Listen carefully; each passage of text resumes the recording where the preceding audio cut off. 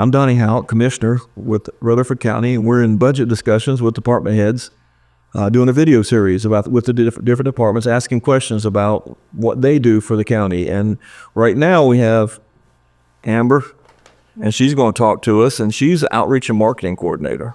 That's right. So Amber, I've got a question. We're going to start this as a general question, and then we'll have a conversation about it. What are your concerns about your department's ability to serve the citizens?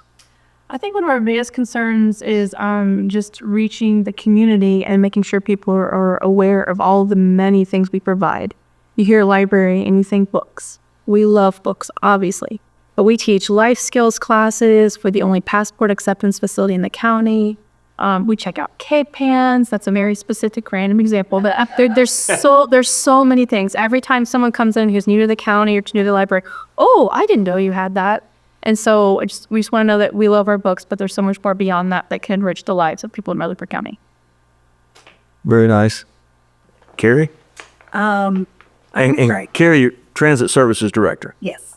So transit does a plethora of things like most of us here. And I would say going into this budget year, my biggest concern is having driver wages where they need to be. One thing that we did this year differently is we've extended our hours to provide more service.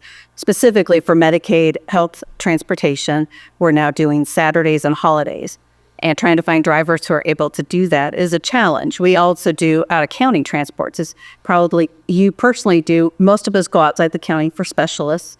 For healthcare, we live in a great central area amongst 3 to 4 metro areas. But from transit, that means we've got to take a lot of people one trip at a time all during the week to these specialists out of county. So drivers had increased how many we have needed, and we run mostly part-time drivers, and we've got to get that wage up to be able to recruit. And was that a demand thing, or is that something that was a goal?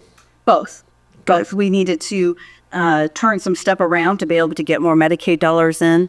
When Medicaid managed care hit in 2021, about the same time as COVID, we lost a considerable amount of our revenue through that. And we made a really aggressive approach this year to turn that around. And one of the ways to do that was hire more drivers so we could take more trips to make sure we could earn enough money to pay for what it was costing us to do it. We're a little unique with transit in that we are completely self-sustainable. We don't use any county dollars, never have.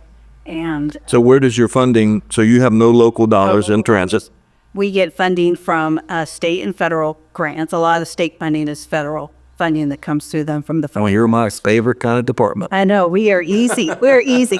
And then the rest we do through contract services is Medicaid. We contract with the Senior Center and with Rutherford Life Services to provide transportation to them. Some nursing facilities as needed, but we generate our own revenue. So that revenue is also used to match the state and federal grants. So we also are set up. I tell people that we're a county government agency, but we are run like a business. Our revenues and expenses have to match, and we have our own fund balance, our own savings account, because we don't use county dollars. So if we are short a year, we pull from that healthy reserve that we've got so that we're not coming back to the county. Very good. Very good. That's all good news for me. It is great, but I need drivers. And so, and a lot of our drivers are retired, which is fabulous. They do it because they love people. They have a lot of empathy, and they are professional, retired individuals and want to have something to do part-time. So if I can recruit some more drivers, but we got to be able to pay them what they're worth too. So yeah, that's a big request in this year's budget for me. All right, we'll bring the question over to you. Similarly, being able to pay our staff well enough to be able to gain more providers that want to work at health. You're a health department. Sorry, I didn't make that introduction. Yes, Megan Rollins. I'm a public health educator and public information officer for the Foothills Health District. We serve both Rutherford and McDowell County. Okay. So being able to pay low enough wages that we are able to recruit providers to this area that want to work in public health, because public health is a different setting than a traditional doctor's office. So what are your challenges with drawing people?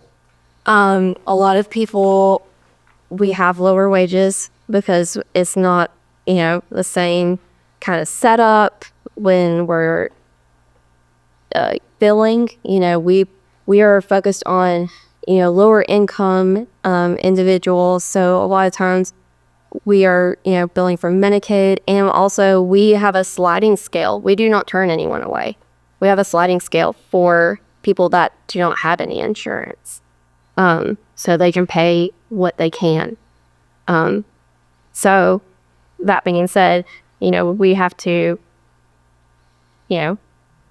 pay our providers what we can, right? And again, public health is just a kind of a different beast, and,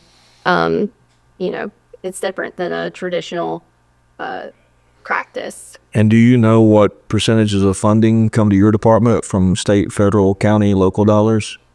I don't know specifically, but a lot of our funding is from state and then federal because of those federal grants, which is a concern because North Carolina has lost a lot of federal grant funding to Department of Health and Human Services. They've lost over $100 million of funding, and that is going to trickle down to the public. I think we're all paying attention right now, right? Yes, We're all paying attention. exactly. It's going to trickle down to local public health in all aspects. Yeah. Well, I'm hoping it can be ultimately positive. I'm a positive person. Yeah. So hopefully, ultimately, it'll be positive. Susan, same question. Well, I think our biggest challenge is staffing, not from what we pay, but just the lack of. We have 2 full-time and 1 part-time person in our office. And so we have a caseload that's very heavy. How many veterans, you're in Director of Veteran Services, but how many veterans do you think we have in the county? Do you know? According to the VA, and this is the latest data they put out, was in 2023, Rutherford County has 4,584 veterans. Wow. Which is down about 1,000 from 10 years ago. So we're losing veterans, and I think we just had aging population. But I'd like to see for us as a county to come up with some ways to attract veterans, because when what we do mostly is apply for veterans benefits.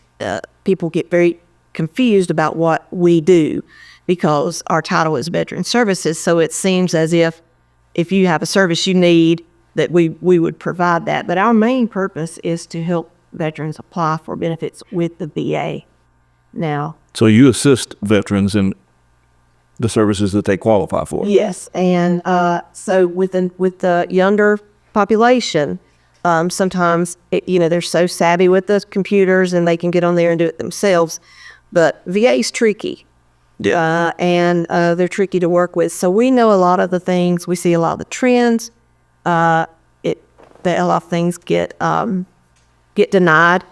A lot of situations we take a veteran into a claim and that gets denied, and they take it personally, and they get discouraged. But we see it as trends, so we can explain that to them, which helps them out a little bit. But we only have 2 full-time veteran service officers, and so we just kind of did a little estimation of veterans and widows. We serve the widows as well that are actively being served by our office, and that's about 2,000 right now. So there's a couple of problems with that. We're reaching less than half of the veteran population, and then the second problem is So awareness is an issue. yes, awareness is an issue. The second problem is if you're serving 2,000 people and you have 2 veteran service officers, you have a big load. So we have to try to, balance our time management out. So really, what I need is more time. And because I can't make more time, or you can't give me more time at that budget. I've been trying. Yes, we need more staffing. Yeah. So, and your funding, which is it state, local dollars, federal dollars, local dollars? We get a small grant every year from the state of North Carolina. And when I say small, it's probably a couple of $1,000s. Okay. And that's it. We did have the opportunity to apply for a grant with the state this year, but it was a one-time legislative bill that went through that said, okay, each county can get or apply for a 20,000 grant for the 23, 24, and then the 24 fiscal year, the department didn't get processed for the first year, so we actually lost out on that, and we've put an application for that second, but we have to have it spent by August. So since we're moving to a new building, we're hoping that they'll let us use it for those supplies and that type of thing, but it really didn't give us the opportunity to use it in a way that, we... And is there anybody in the county that helps you with the grants, writing these grants or finding these monies? No, and I've written, a grant for our food pantry before, but we don't do a lot of grants, grant writing, because like I say, what I need is time, and grants can't buy me time. Yeah. So Yeah. All right, appreciate it. And then takes time to write grants. listen, it takes time. It does take time. I've been asking that question of the different departments because a lot of departments do write grants and get grants, but I know that takes time and it takes somebody to do it. I wrote a grant this morning. Good. That's good. I like writing grants. You don't get it unless you write for it and you ask for it.